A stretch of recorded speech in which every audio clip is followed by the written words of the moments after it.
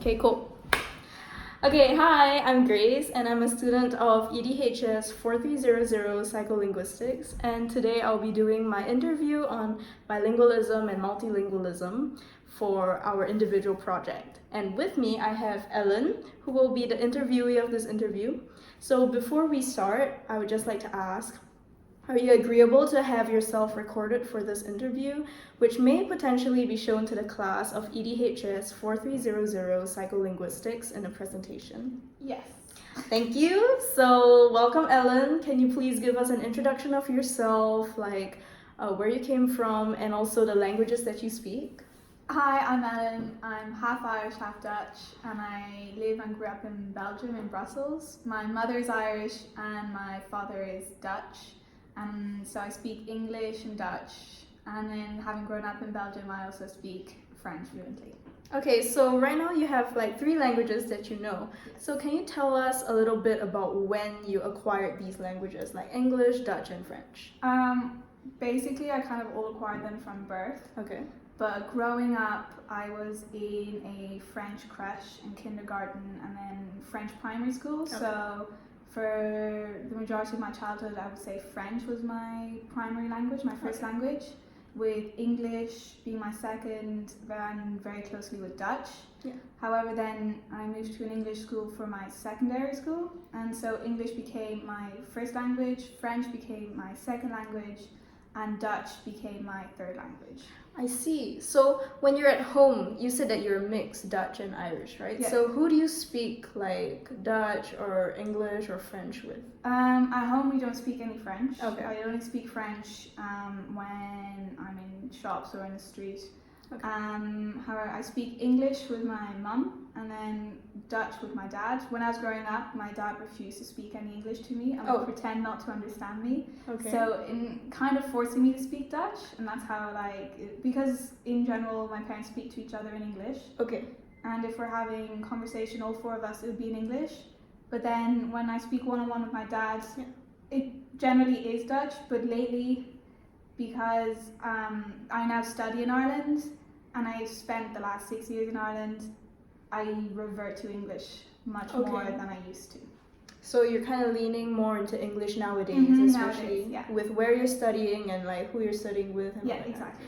Okay, cool. So, having said that, do you think you're equally competent in all of your 3 languages? No, English is definitely my strongest. Okay. And then I would say it would then go French, and then Dutch would be my weakest of the 3, although I'm still fluent in all 3. So, like conversationally, you can do all 3 languages. Yes. But with regard to, say, reading or writing, definitely English is at the top? Yeah, especially writing. Writing is the Okay. one I struggle the most with. And so French and Dutch, I'm a bit weaker. Dutch especially in terms of writing. Okay.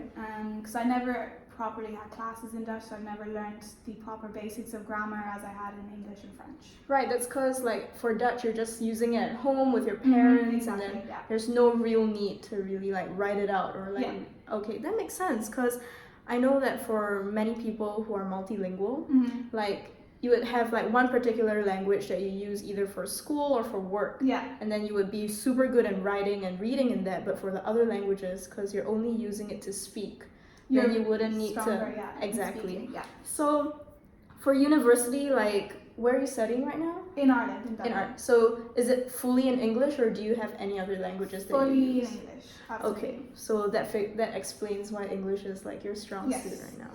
Okay, so on to some other questions. I just want to ask, do you sometimes use words from one language when you're using another language? Yeah, sometimes. Sometimes I can't find my word in a certain language. I'll just throw in a Dutch or French word and hope the other person understands.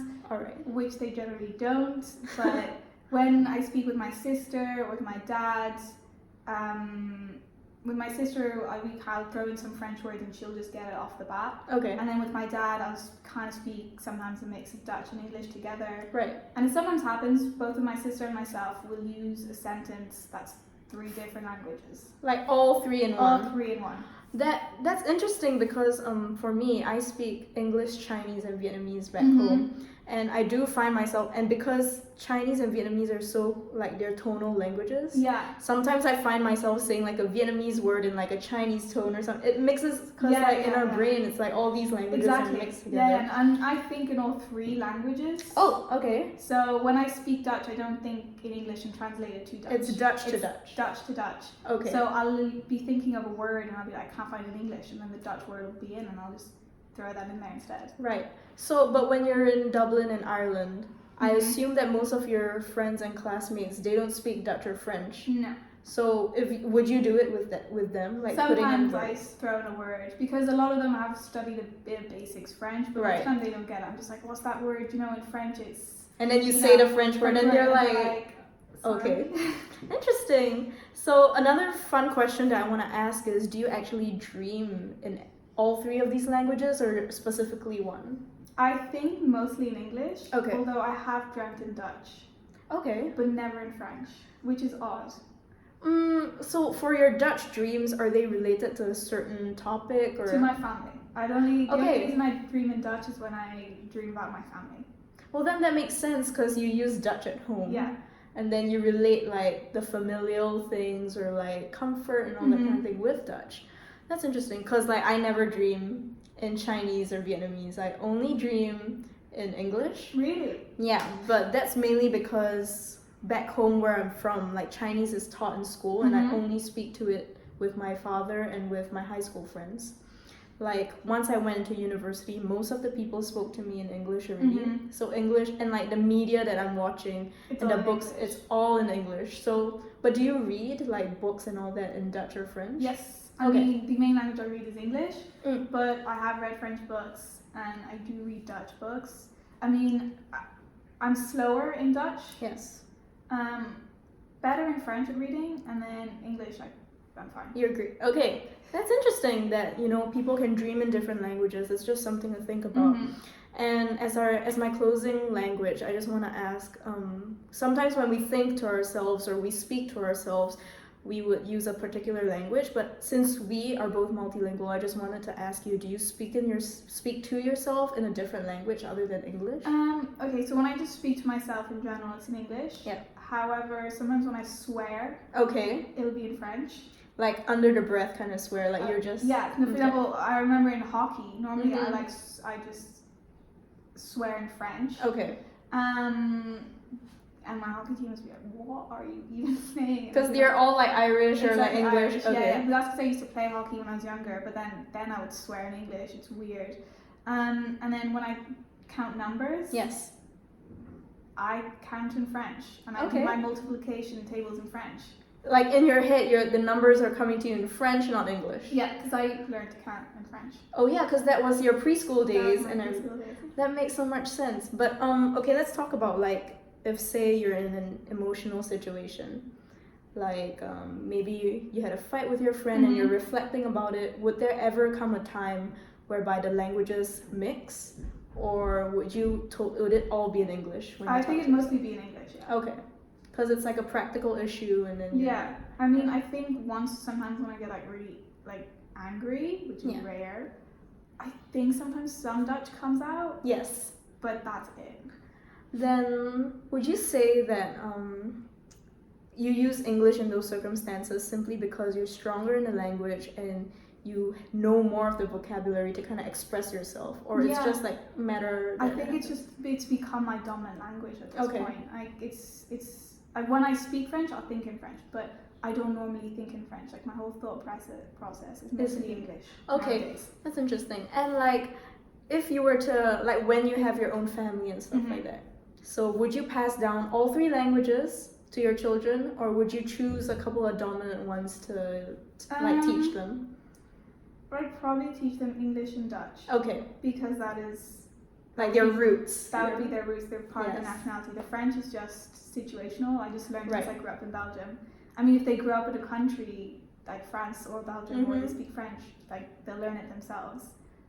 But I don't know. Maybe. Possibly, I don't think so. I think Dutch and English, because Dutch then they could communicate with Their grandparents. and Okay. their cousins and their uncles and all that. Right, Yeah. that's true. There's like a lot of factors that we need to think about when we want to Mhm. pass on languages, especially when we're multilingual speakers.